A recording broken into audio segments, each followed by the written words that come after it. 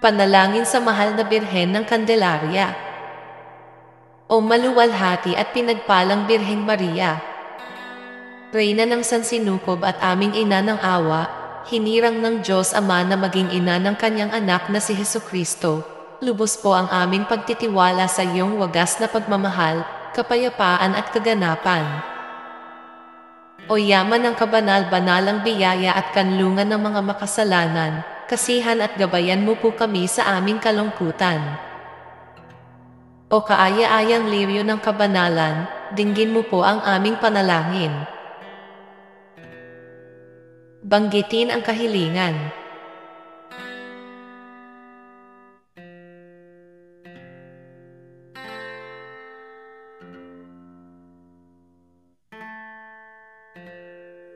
Hinihiling po namin ito sa kadakilaan ng iyong pagmamahal at kababaang loob sa pagtatanghal sa Panginoong Hesus sa templo.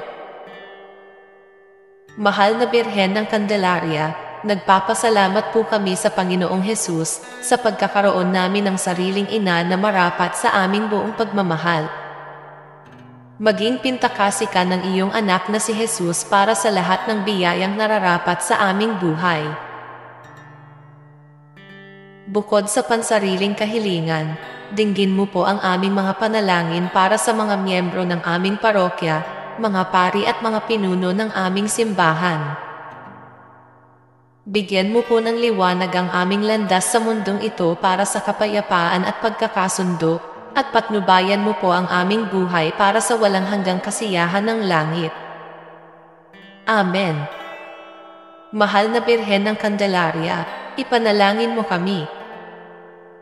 Aba, Ginoong Maria, napupuno ka ng grasya. Ang Panginoong Diyos ay sumasa iyo. Bukod kang pinagpala sa babaeng lahat, at pinagpala rin naman ang anak mong si Hesus. Santa Maria, Ina ng Diyos, ipanalangin mo kaming makasalanan, ngayon at kung kami mamamatay. Amen.